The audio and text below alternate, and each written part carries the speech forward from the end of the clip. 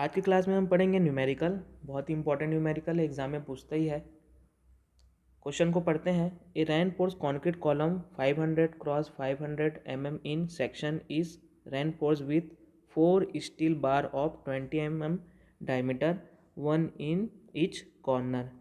यहाँ पे क्या दिया हुआ है? कॉन्क्रीट कॉलम दिया हुआ है जिसका क्रॉस सेक्शन कितना है 500 क्रॉस 500 और यहाँ पे क्या लगा हुआ है 4 स्टील बार लगा हुआ है जिसका डायमीटर कितना है 20 mm।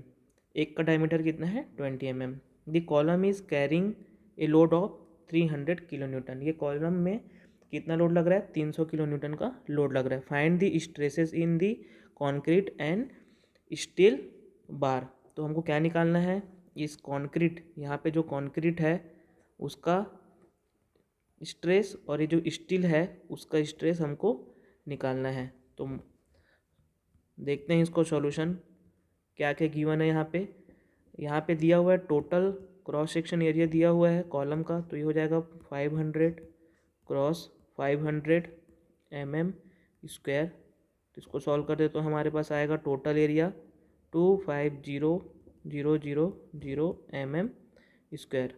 यहाँ पे हमको 4 स्टील बार दिया हुआ है, n इक्वल टू हो गया 4 और उसका डायमीटर कितना दिया हुआ है 20 mm। तो हम स्टील का एरिया निकाल लेते हैं, कितना स्टील है।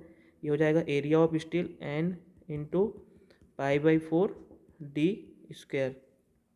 तो यहाँ पे हमारे पास स्टील का एरिया कितना हो गया 4 इंटू π/4 इंटू डी हमारे पास है 20 का स्क्वायर।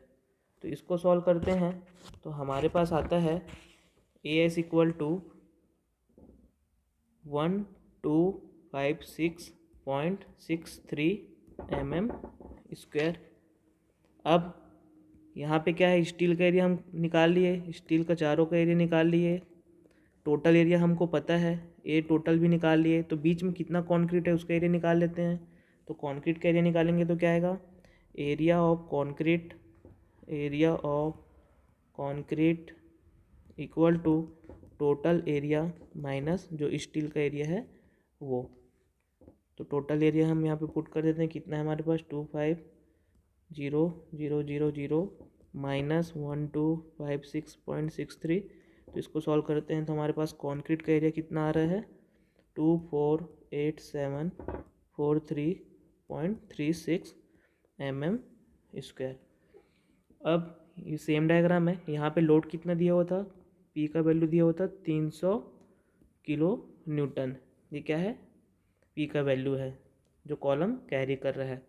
ये हमारा स्टील बार है, इसको हमने यहाँ पे प्लॉट किया है ऐसे। जो ब्लू लाइन दिख रहा है वो क्या है, हमारा एक्सिस है। अब हमको पता है ये क्या करेगा, जब यहाँ पे लोड लगेगा तो नीचे डिफॉर्म करेगा। नीचे क्या करेगा, ये इसमें डिफॉर्मेशन होगा यहाँ से यहाँ तक, मान लेते हैं यहाँ से यहाँ तक इसमें डिफॉर्मेशन हुआ। तो इसमें क्या होगा, जो डिफॉर्मेशन दिख रहा है ये स्टील हो गया और कंक्रीट में, दोनों में डिफॉर्मेशन कैसा हो रहा है, इक्वल डिफॉर्मेशन हो रहा है। ये डिफॉर्मेशन हो गया, यहाँ से यहाँ तक इसका लेंथ हो गया L। तो हमको यहाँ पे देखने को मिल रहा है दोनों में डिफॉर्मेशन कितना हो रहा है, इक्वल। स्टील में भी उतना ही डिफॉर्मेशन हो रहा है और कंक्रीट में भी उतने डिफॉर्मेशन हो रहा है। और हमको यहाँ पे क्या देखने को मिलता है, जब ये नीचे डिफॉर्म होगा नीचे की साइड, यहाँ पे किसके कारण, लोड पी के कारण, तो ये ऊपर में रिएक्शन लगाएगा। तो ऊपर में ये रिएक्शन लगाएगा इस सरफेस पे। तो ये क्या है, स्टील है, स्टील के लिए है। ऐसी क्या आएगा, लोड किस पे पड़ेगा, कंक्रीट पे भी पड़ेगा। ये भी ऊपर की ओर लगाएगा पी कंक्रीट। तो हमको देखने को मिलता है जो टोटल लोड है sigma Fy equal to 0 put करते हैं, sigma Fy equal to 0 put करते हैं तो हमारे पास लोड कैसे आ रहा है, फ्री बॉडी डायग्राम बना लेते हैं। ये पी लोड कितना पड़ रहा है, नीचे 300 किलो न्यूटन, ऊपर में कितना पड़ रहा है, पी स्टील और पी कंक्रीट। तो पी इक्वल टू कितना हो जाएगा, P steel plus P concrete. अब हमको पता है स्ट्रेस कितना होता है, लोड अपॉन एरिया। तो ये हो जाएगा स्टील के लिए, और वैसे ही कंक्रीट के लिए कितना हो जाएगा, P concrete upon area concrete. इसको यहाँ पे पुट कर देते हैं तो पी क्या आएगा हमारे पास, सिग्मा एस ए एस ये पी एस का वैल्यू हो गया, और पी सी का वैल्यू क्या आएगा, सिग्मा सी इंटू ए सी। यहाँ ये हमारे पास आ गया एक इक्वेशन। अब यहाँ पे हम सबका वैल्यू पुट कर देते हैं। पी का वैल्यू कितना है, 300 इंटू 10⁻³ किलो न्यूटन में है, तो सिग्मा एस तो हमको निकालना है। ए एस का वैल्यू क्या है, 1256.63 प्लस सिग्मा सी हमको निकालना है। ए सी का वैल्यू क्या है कंक्रीट का, 248743.36। अब हमको एक और रिलेशन मिला था यहाँ पे, दोनों में जो डिफॉर्मेशन हो रहा है वो क्या है, इक्वल है। तो डिफॉर्मेशन क्या होता है, पी एल अपॉन ए ई, यही होता है डिफॉर्मेशन, हमने पढ़ा है। तो स्टील के लिए अलग होगा और कंक्रीट के लिए अलग होगा। स्टील के लिए देखते हैं, ये हो गया स्टील के लिए डिफॉर्मेशन, ये हो गया कंक्रीट के लिए। तो स्टील के लिए क्या होगा, पी एस एल अपॉन ए ई।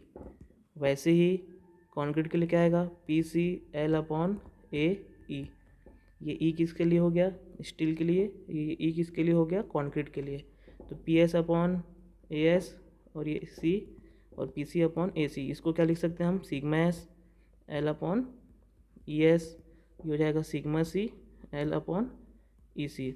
लेंथ दोनों का सेम है, यहाँ पे जो लेंथ है दोनों का क्या रहेगा, सेम रहेगा, तो ये कट जाएगा। तो हमारे पास क्या बचेगा, sigma S upon E S और सिग्मा सी अपॉन ई सी। अब हमको दोनों का वैल्यू दिया हुआ है, ई एस और ई सी का वैल्यू दिया हुआ है, तो सिग्मा एस इक्वल टू क्या हो जाएगा यहाँ पे, ई एस अपॉन ई सी इंटू सिग्मा सी। तो ई एस यहाँ पे क्या है हमारे पास, क्वेश्चन में कितना दिया हुआ है, ई एस का वैल्यू 210 गीगापास्कल और ई सी का वैल्यू कितना दिया हुआ है, 15 गीगापास्कल। तो सिग्मा एस इक्वल टू कितना आ गया, 14 टाइम्स सिग्मा सी। इस रिलेशन को हम कहाँ पे यूज़ करेंगे, यहाँ पे पुट कर देंगे इस रिलेशन को, सिग्मा एस के वैल्यू को। तो हमको एक नया इक्वेशन मिलता है। नया इक्वेशन क्या मिलेगा, 300 into 10⁻³ equal to 14 sigma C. ये सिग्मा एस का वैल्यू हो गया 1256.63 प्लस सिग्मा सी इंटू 248743.36। हमारे पास ये जो इक्वेशन था इसके जगह हमने क्या पुट किया है, सिग्मा एस का वैल्यू जो क्या है 14 इंटू सिग्मा सी, ये हमारा इसका वैल्यू है। इसको वैल्यू को पुट करने के बाद इसको हम सॉल्व करेंगे तो हमारे पास सिग्मा सी का वैल्यू आता है 1.126 मेगा पास्कल, या इसी को हम लिखते हैं न्यूटन पर mm स्क्वायर। फिर इस सिग्मा सी का वैल्यू को हम यहाँ पे जब पुट करेंगे तो सिग्मा एस क्या आएगा हमारे पास, sigma S equal to 14 time sigma C, ये होगा 14, सिग्मा सी हो गया 1.126। तो सिग्मा स्टील का वैल्यू कितना आ जाएगा हमारे पास, 15.76 न्यूटन पर mm स्क्वायर। ये दोनों वैल्यू हमको निकालना था। स्ट्रेस स्टील में कितना आ रहा है और स्ट्रेस कंक्रीट में कितना आ रहा है, जो कि हमने निकाल लिया। ये क्वेश्चन बहुत इंपॉर्टेंट है, बहुत बार एग्जाम में आता है। इसमें कोई डाउट है तो आप पूछ सकते हैं। Okay, thank you.